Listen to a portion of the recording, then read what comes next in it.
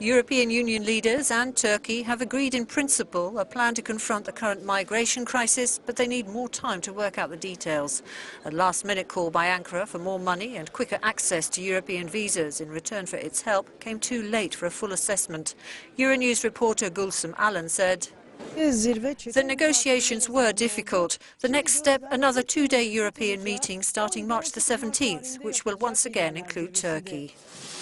In the meantime, EU Council President Donald Tusk portrayed this summit as something of a breakthrough. Prime Minister confirmed Turkey's commitment to accept the rapid return of all migrants coming from Turkey to Greece that are not in need of international protection.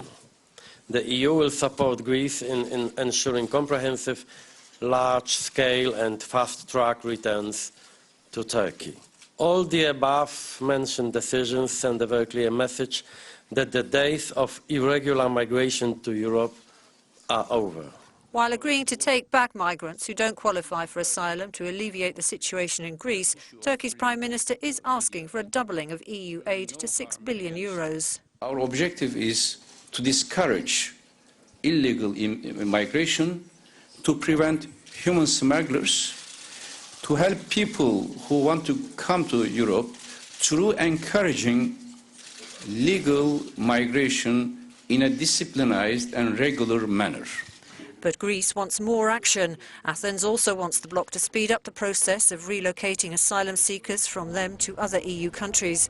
It was a promise made last September, but so far only a few hundred of the 160,000 people have been taken. Will the promises made this time be kept? Days after the Turkish authorities seized control of the country's largest newspaper, Zaman, its reporters in Germany have published their own independent version. It comes after the editor of the English version, which is published in Turkey, was removed from his post and the English web version frozen. Zaman's German editor-in-chief says, "What you see here is the last joint edition with the Turkish Zaman editorial team.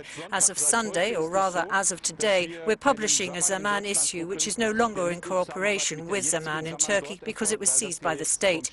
This is the edition our subscribers in Germany will receive. In Germany, we have 14,000 subscribers." The clampdown on the pro-opposition paper by the Turkish state has been internationally condemned, with German politicians joining in the criticism. This must have consequences on our relations with Turkey. The European Union is a community of values, and those who want to become part of this community of values must respect the freedom of the press and the freedom of opinion. The Istanbul offices of Zaman were raided on Friday by police who clashed with the paper's supporters and staff outside. In a further development, the private Jian news agency, which is the sister company of Zaman Daily, has also been taken over.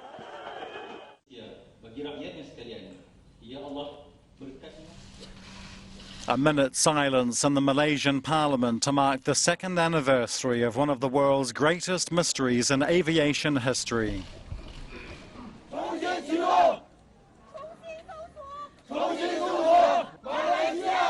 Relatives of the 239 people on board Malaysia Airlines flight MH370 have also held a demonstration in Beijing. This relative says, "We don't know if they're alive or dead, if they're well or not. We're incredibly worried.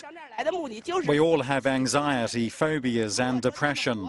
Our purpose of coming here is to pray for them. If they're alive and whatever place they're in, we hope to pray for their safety." Wreckage believed to be from the airliner was found on a beach in Mozambique last week and is being sent to Australia for further examination. Former New York Mayor Michael Bloomberg has said he won't be standing as an independent candidate in November's US presidential election. The media mogul had considered it, being alarmed at the unconventional campaigns of both Republican and Democratic would-be nominees. In an open letter on his website, he said of Donald Trump, threatening to bar foreign Muslims from entering the country is a direct assault on two of the core values that gave rise to our nation. And on fellow Republican Ted Cruz, he said his pandering on immigration may lack Trump's rhetorical excess, but it's no less extreme. Bloomberg said he feared Trump becoming president. If he entered the race, he could split the vote, and if there was no clear winner, Congress would have to choose. With both houses under Republican control, Trump or Cruz would be the likely winner. The Democratic candidates also came in for criticism. He hit out at both Hillary Clinton and Bernie Sanders for criticising free trade as a source of unemployment, along with demonising the financial industry.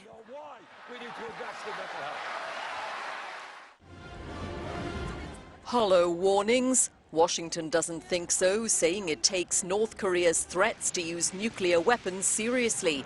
Urging Pyongyang to halt provocations, the US has confirmed talks with South Korea on deploying an American missile defense system called THAAD to the peninsula.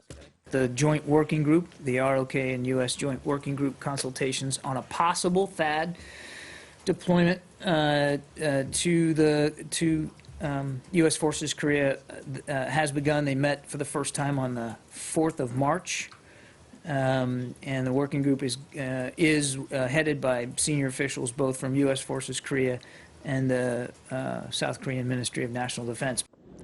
But for North Korea, the largest ever military drills by the South and US are the real provocation. Kim Jong-un has ordered his country to be ready to use nuclear weapons, faced with what he sees as growing threats from his enemies. A muddy mishap by two Mossad agents on an overseas mission is set to cost Israel's Secret Service, and this is the bill. The unfortunate pair were in this German mayor's municipality when their car got stuck in the mud, requiring a rescue operation with a price tag of over 1,200 euros. Amid reports that firearms were found in the stricken vehicle, he asks why a foreign country is allowed to behave in this way, with machine guns that might frighten people who could see them.